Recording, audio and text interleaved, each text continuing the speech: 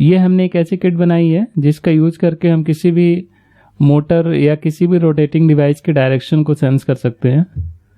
और इसके अलावा अगर वो किसी स्पीड से ज़्यादा आरपीएम से रोटेट कर रही है तो उसको भी डिटेक्ट किया जा सकता है। इसमें अगर किसी व्हीकल के फॉर एग्जांपल अगर किसी व्हीकल का आरपीएम हमें मेजर करना है तो उस व्हीकल के व्हील के साथ इस मोटर की शाफ्ट को हमें कनेक्ट करना होगा और मोटर की व्हील जिस आरपीएम से रोटेट करेगी उसी आरपीएम से ये मोटर भी रोटेट करेगा और उसी के कॉरेस्पॉन्डिंग एक ईएमएफ जनरेट होगा जिसको हमारी डिवाइस मेजर करेगी। तो यहाँ पे डायरेक्शन भी शो करेगा, यानी अगर फॉर एग्जांपल क्लॉकवाइज है तो एक एलईडी ऑन होगी, एंटी क्लॉकवाइज है तो दूसरी एलईडी ऑन होगी। इसके अलावा अगर मोटर किसी आरपीएम से ज़्यादा स्पीड से में रोटेट कर रहा है तो उस कंडीशन में ये रेड एलईडी ग्लो करेगी और साथ में ये बजर बीप करेगा। इसको शो करने के लिए इसको हम मैनुअली अभी रोटेट कराएंगे। अभी आप देख सकते हैं यहाँ पे इस एलईडी को ये ग्लो कर रहा है, यानी ये एक डायरेक्शन है। इसको दूसरे डायरेक्शन में अगर हम रोटेट कराएंगे तो आप देख सकते हैं ये ग्रीन एलईडी ग्लो कर रही है। और अगर आरपीएम हम बढ़ा दें, यहाँ पे आप देख सकते हैं अगर हमने काफ़ी तेज़ी से रोटेट कराया तो उस कंडीशन में ये एलईडी ब्लिंक कर रही है और ब्लिंक होने के साथ साथ ये डायरेक्शन भी यहाँ पे शो कर रहा है, यानी मोटर जिस आरपीएम से रोटेट कर रहा है, जिस डायरेक्शन में रोटेट कर रहा है वो भी शो हो रहा है, साथ में ओवर स्पीड में है तो वो भी यहाँ पे शो हो रहा है। इसकी ओवर स्पीड की जो लिमिट है वो हम सेट कर सकते हैं इस पोटेंशियोमीटर का यूज़ करके।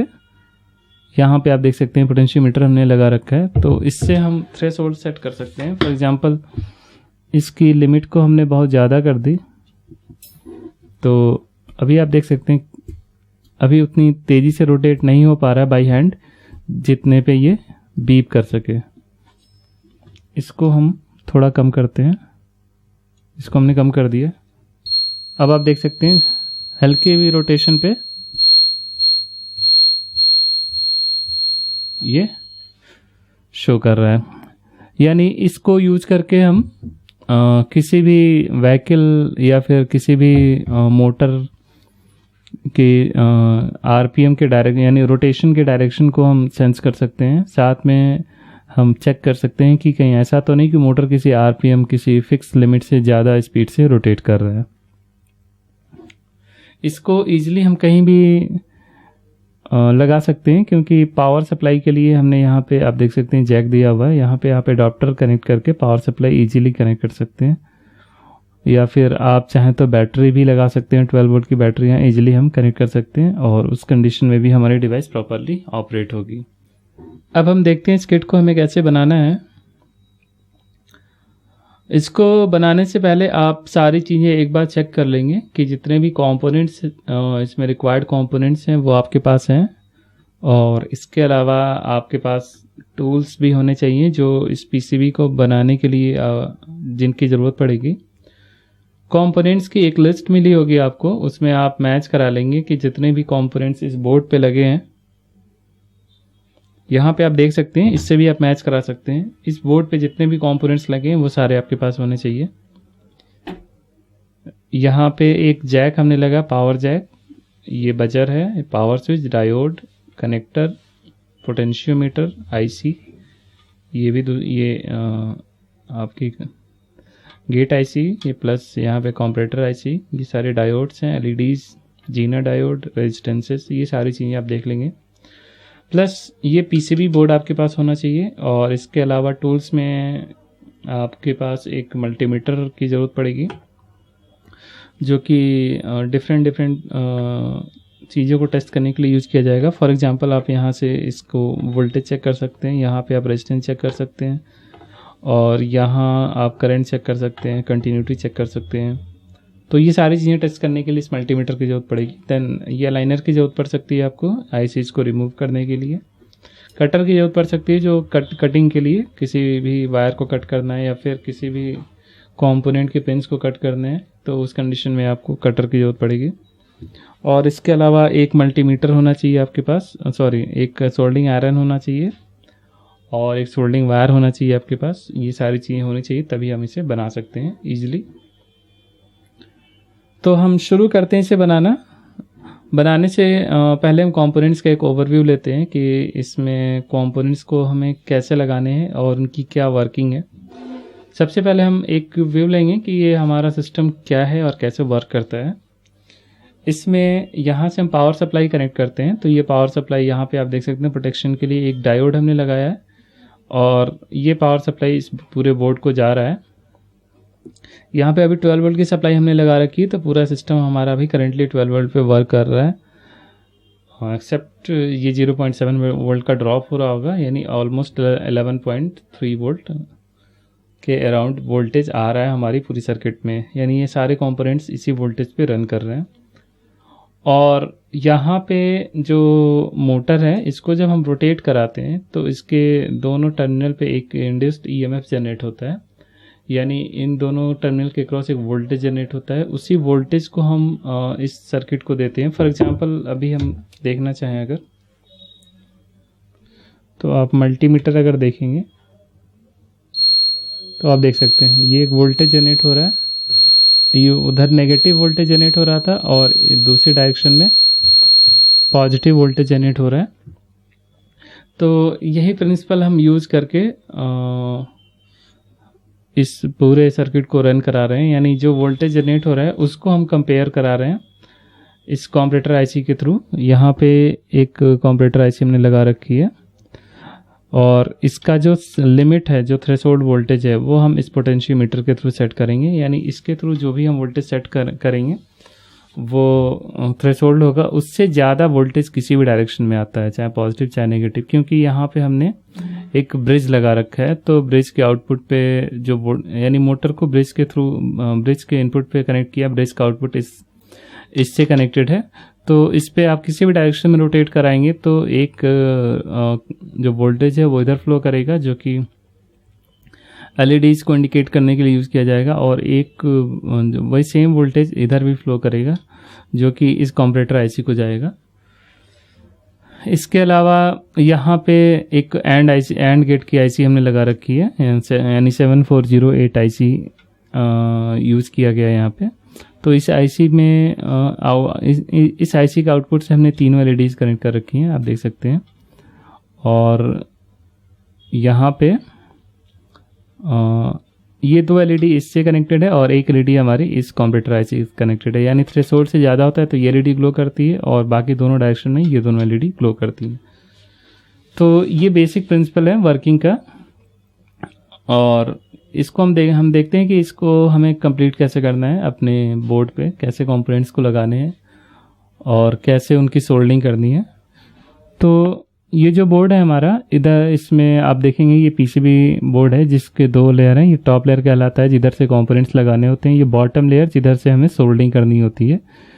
तो बेसिकली जितने भी कंपोनेंट्स हम लगाएंगे वो टॉप लेयर से लगाएंगे, क्योंकि ये पूरा इंसुलेटेड पार्ट है हमारा, और ये कॉपर लेयर है जिधर से हमें सोल्डिंग करनी है सारे कंपोनेंट्स की। तो एक एक करके हम सारे कंपोनेंट्स इस पे लगाते जाएंगे बोर्ड पे, और फिर हम उनकी सोल्डिंग करते जाएंगे, और बाकी जो एक्स्ट्रा लेग्स बचेंगे उनको हम कट करते जाएंगे। फॉर एग्जांपल पहला जो कनेक्टर है हमारा, ये पावर जैक हम यहाँ पे लगाएंगे।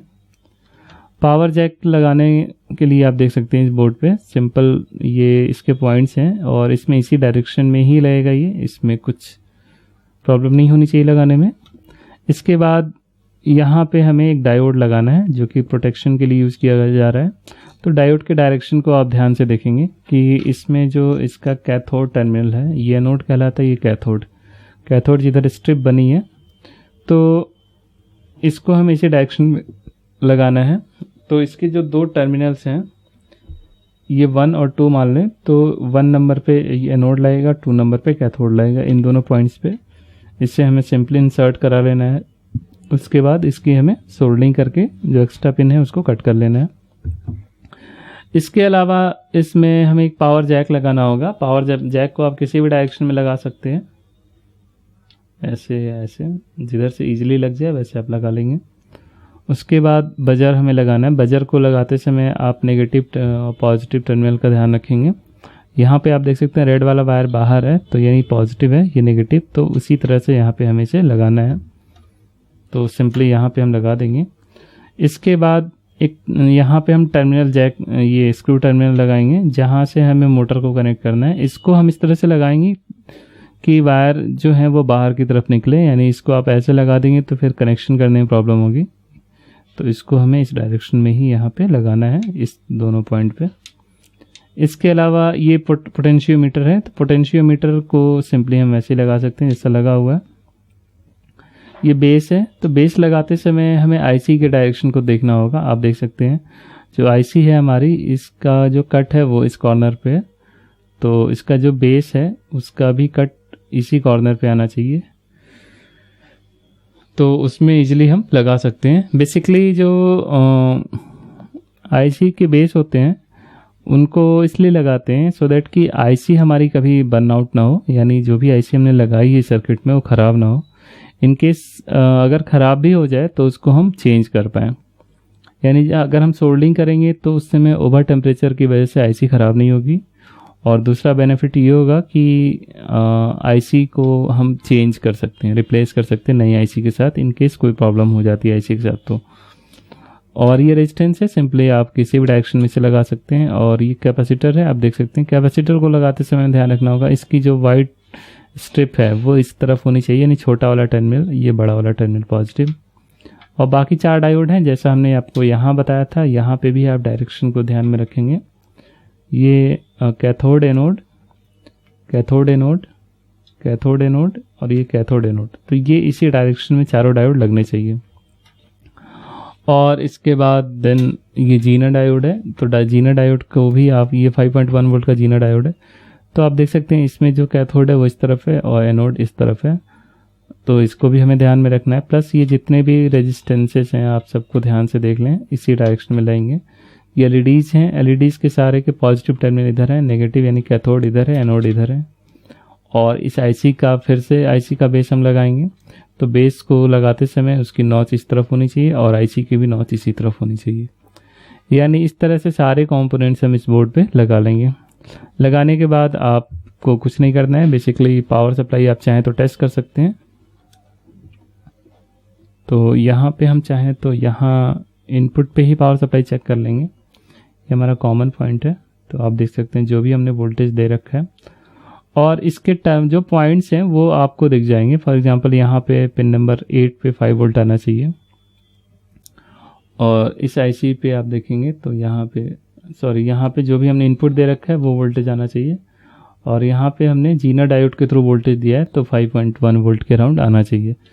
तो ये वोल्टेज पॉइंट्स भी आप एक बार चेक कर लेंगे। अगर ये सारे पॉइंट्स सही हैं, सही वोल्टेज पे हैं, तो फिर आपकी सर्किट प्रॉपर रन करनी चाहिए।